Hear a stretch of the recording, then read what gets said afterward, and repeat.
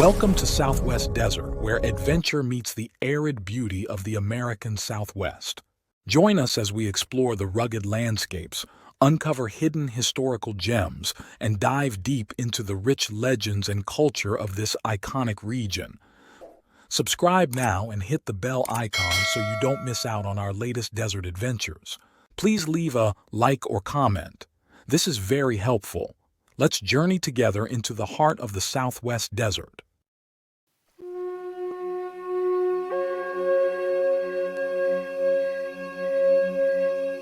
Welcome to Southwest Desert, where we explore forgotten gold rush stories.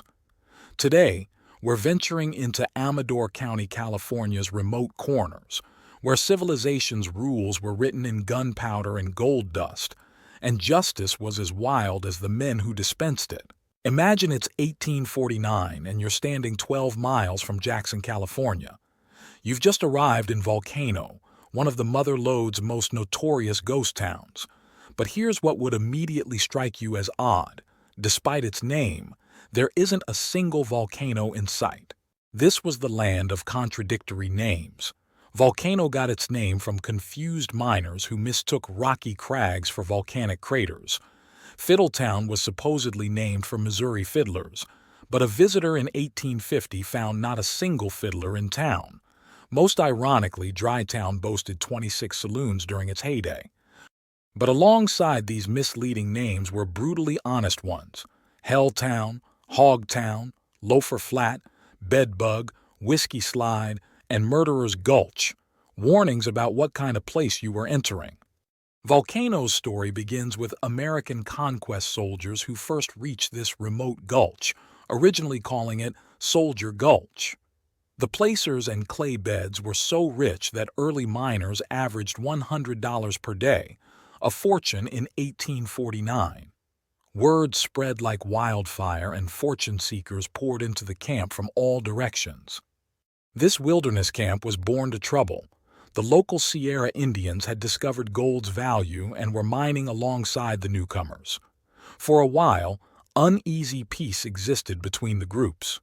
Then came the summer of 1849 and the incident that shattered this harmony. An American miner's missing pick led to accusations against the Indians. The Indian chief, desperate to preserve peace, offered to retrieve the pick if it was in their camp. But Rod Stowell, a former Texas Ranger with a hair-trigger temper, misread the situation entirely. When the chief ran toward the Indian camp to fulfill his promise, Stowell's rifle cracked. The chief fell dead, shot in the back on a mission of peace. The outraged Indians prepared for war. To cover their blunder, the Americans fabricated a story claiming the Indians had attacked first and murdered one of their number. This lie worked. White miners armed themselves and stormed the Indian stronghold, driving out the natives but losing at least one American on the Volcano Trail. When Volcano's citizens discovered the Stowell group had lied, they didn't arrest them or hold a trial. They simply ran the rogues out of camp. This was frontier justice, swift, decisive, and utterly informal. This casual approach to law wasn't unique to Volcano. Throughout Amador County, government authority was treated with contempt, and justice was mob decision rather than due process. Take what happened in Sutter Creek, where a gambler stabbed a man during a dispute. The miners immediately convened their own court. While the victim still clung to life, they sentenced the gambler to 75 lashes.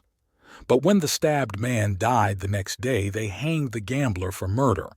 This double punishment, beating followed by execution, seemed perfectly reasonable to the good citizens of Sutter Creek. In Volcano itself, when another stabbing occurred, the locals didn't bother with the formality of lashes. They simply lynched the supposed culprit within half an hour of the incident. But perhaps the most extraordinary example of frontier justice occurred in Fiddletown, where $9,000 was stolen from the Wells Fargo office. 5 men were arrested for the crime, not because there was evidence against them, but for the simple and sufficient reason that they had bad reputations. When no evidence materialized, the townspeople decided to manufacture some.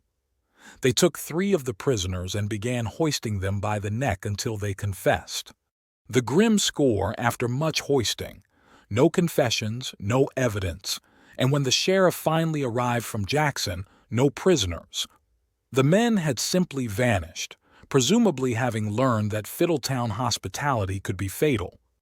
Fiddletown had other unique characteristics that set it apart from civilized society.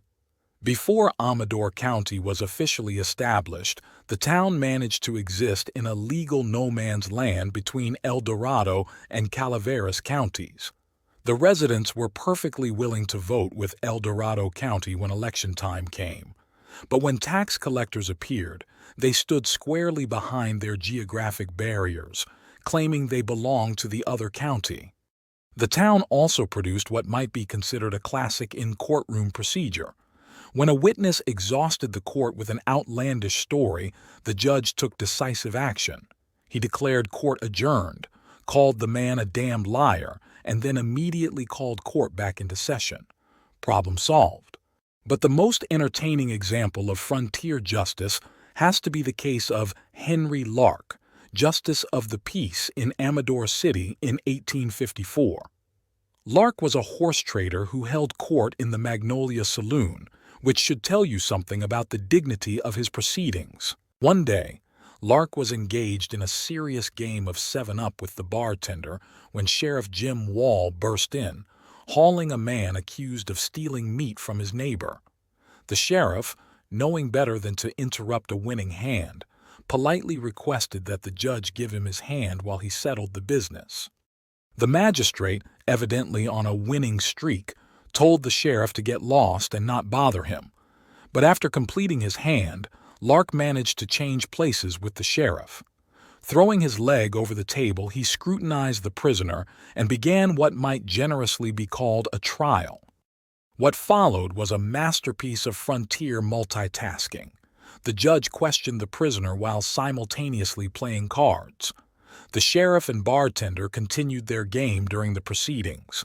Chaos ensued as overlapping conversations about card plays and legal proceedings filled the saloon.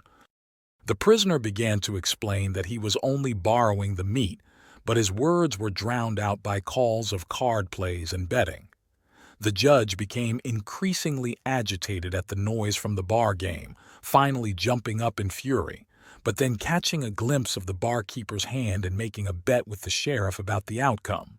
In the midst of this judicial farce, the prisoner, quietly remembering a previous appointment, simply vanished. Nobody noticed until the judge, furious about what he claimed was fraud and cheating in the card game, fined both the sheriff and bartender $10 for contempt of court. This isolation that bred such informal justice was partly due to Amador County's geographic remoteness. For the first 2 years of the gold rush, all traffic moved along mountain trails by foot or horseback. When stagecoach service finally reached the area in 1854, it received a dubious reception from the local population. The problem was that downstages carrying gold shipments were regularly encountering masked men who took professional interest in the Wells Fargo boxes. These robbers were remarkably adept at guessing which coaches carried the loot, raising suspicions that they might be receiving inside help. Unable to catch the robbers, Wells Fargo finally took the hint and pulled out of Volcano entirely, leaving that ungrateful camp to shift for itself. Meanwhile, the rest of Amador County was taking more permanent root with the discovery of rich quartz veins. The first major strike was made at Amador City in February 1851 by a Baptist preacher, proving that even men of God weren't immune to gold fever.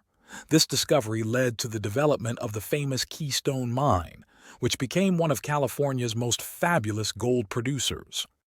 Quartz leads were also discovered at Sutter Creek in 1851 and in Fiddletown the following year. Together with the lode mines of Jackson, these discoveries created the real gold boom of Amador County, providing the foundation for more permanent settlement. Despite its provincially amusing name, Fiddletown became an important point on the Mother Lode, serving as a trading outpost for surrounding camps well into the 1860s. The town gained literary fame when Bret Harte publicized it with his story, An Episode of Fiddletown. But by 1878, the citizens could no longer see the humor in their town's priceless name and changed it to the thoroughly uninspiring title of Oleta.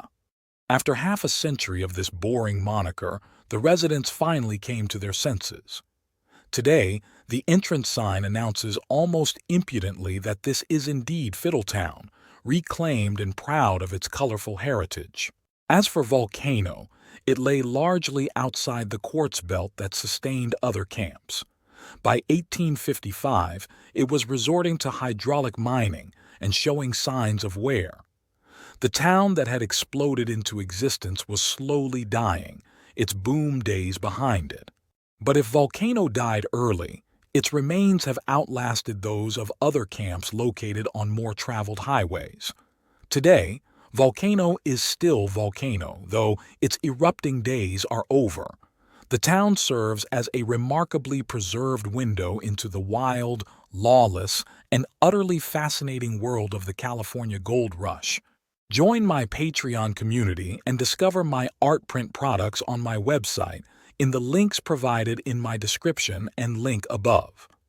Also, if you would like a particular image from my videos, give the timestamp for image, and I will upload it to my website and Patreon.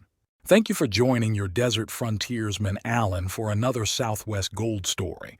Check out my large catalog of Southwest videos and playlists on historical tales, legends, lost gold stories, and adult bedtime stories. If you like a certain image from my videos, tell me in comments and give timestamp. Happy trails.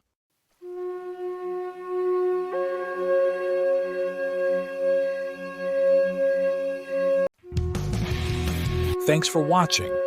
If you enjoyed this video, don't forget to like, comment, share, and subscribe for more great content. Hit the notification bell so you never miss an update. See you in the next video.